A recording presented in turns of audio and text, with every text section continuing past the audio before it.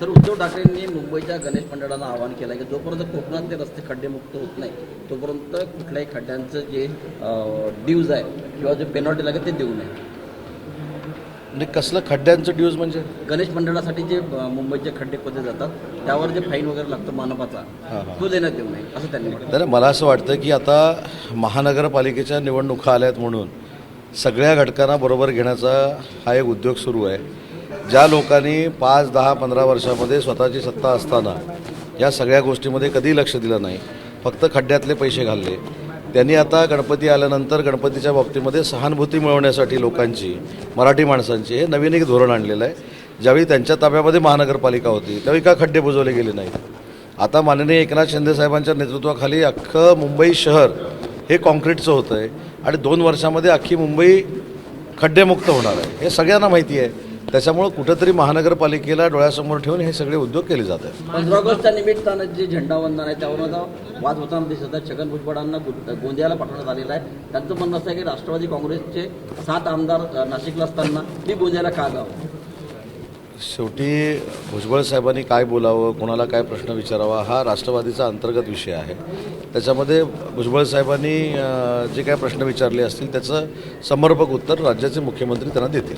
Mask विक्री बंदीवरून सध्या 15 ऑगस्टच्या दिवशी बंद करण्याचे आदेश आलेले काही ठिकाणी, परंतु अतिशय महत्त्वाचा प्रश्न तुम्ही विचारला. माझ्याकडे त्याचे पुरावे आहेत.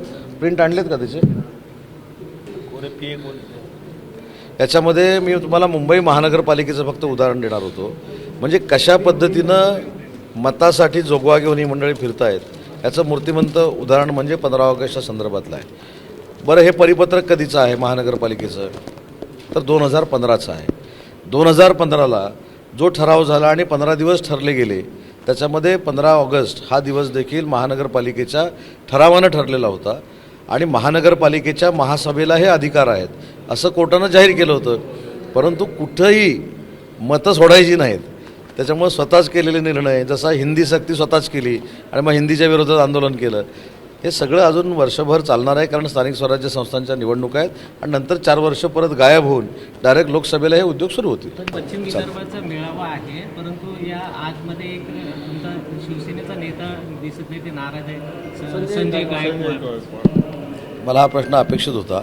संजय गायकवाडांशी माझं स्वतःचं बोलणं झालं. त्यांनी मला स्वतःहून फोन केला होता, मी पण त्यांना फोन केलेला नाही, स्वतःहून त्यांनी फोन केलेला होता. त्यांचा एक जिल्हा प्रमुख जो आहे तो बालाजीच्या दर्शनाला तिथे गेलेला आहे आणि त्यांच्या मतदारसंघामध्ये ऑलरेडी त्यांनी उभाठातल्याच लोकांचा पक्षप्रवेश 600 लोकांचा ठेवलेला आहे. तो संपून इथे ते पोहोचण्याचा प्रयत्न करतात असं त्यांनी स्पष्ट मला सांगितलं. त्या दिवशी बॅनरवर जर आपण पाहिलं एकनाथ शिंदेचा फोटो आणि शिवसेनेचं चिन्ह देखील गायब होतं. त्याचा खुलासा त्यांनी केलेला आहे. जिस मस्जिद में तिरंगा नहीं उसे पाकिस्तानी माना जाएगा असं छत्तीसगड वक्फ बोर्डाचे अध्यक्ष यांनी असं वक्तव्य केलेलं आहे. काय बोलाल यावर? ते मला असं वाटतं की महाराष्ट्रामध्ये, देशामध्ये जो राज्यावर प्रेम करतो, जो देशावर प्रेम करतो, मग तो कुठच्याही धर्मीय असेल, तो देशभक्त मानला गेला पाहिजे. हीच हिंदू हृदय सम्राट वंदनीय बाळासाहेबांची शिकवण होती. परवा तर आम्ही जम्मूला मी शिंदे साहेबांबरोबर गेलो होतो तर तिथे 166 मिलिटरी ऑफिस जे आहे त्याचे प्रमुख जे आहेत त्यांचं नाव मोहम्मद असं आहे आणि त्या मोहम्मद या व्यक्तीनं आम्हाला कशा पद्धतीनं मॉकड्रिल करत असताना त्या हॉस्पिटलवर हल्ला झाला याचे व्हिडिओ देखील दाखवलेत आणि मोबाईलच्या लाईटवर त्यांनी कशा पद्धतीनं ऑपरेशन्स केली हे देखील दाखवलेत. त्याच्यामुळं मोहम्मद या व्यक्तीचं नक्कीच प्रेम हे देशावर आहे, तो देशप्रेमी आहे आणि म्हणून त्यांच्याबद्दल रिस्पेक्ट आहे. सोफिया कुरेशींनी आपल्या देशाची भूमिका संरक्षणाची मांडली, त्यांच्याबद्दल आदर आहे. पण देशामध्ये राहून त्या देशाच्या विरोधात जे कारवाई करतात त्यांना आम्हाला विरोध आहे. त्याच्यामुळं पाकिस्तानचा झेंडा, देशाचा झेंडा, देशाच्या झेंड्याबद्दल तर आम्हाला प्रत्येकाला अभिमान आहे. देशाच्या झेंड्याचा अवमान जो करणार आहे तो देशद्रोही आहे तसे आम्ही समजणारे आहोत. त्याच्यामुळे देशाच्या झेंड्याचा अभिमान आम्हाला सगळ्यांनाच आहे. धन्यवाद. शेवटचा प्रश्न, मेळावा आहे, शिवसेना एकला चलो रे राहणारे स्थानिक स्वराज्य संस्थेमध्ये का महायुती? एकला चलोरेसाठी हा मेळावा नाही. आज खरं तर मनापासून धन्यवाद मला केंद्रीय मंत्री जाधव साहेबांना दिले पाहिजेत की संघटनेसाठी ते दिल्लीवर न इथनं आले, आता मिटिंग करून परत ते दिल्लीला चालले आहेत. असे शिवसैनिक एकनाथ शिंदे साहेबांच्या नेतृत्वाखाली काम करत आहेत. त्याच्यामुळं महायुतीनंच सामोरं जायची आमची इच्छा आहे. परंतु तयारी तर सगळी असली पाहिजे, संघटना बांधणी चांगली असली पाहिजे. निवडणूक अंतर्गत आमच्या पक्षाची सुरू आहे, त्याचं मार्गदर्शन आमचे नेते मंडळी करत आहेत. त्याच्यासाठी या बैठकीचं आयोजन केलेलं आहे. एबीपी माझा, उघडा डोळे बघा नीट.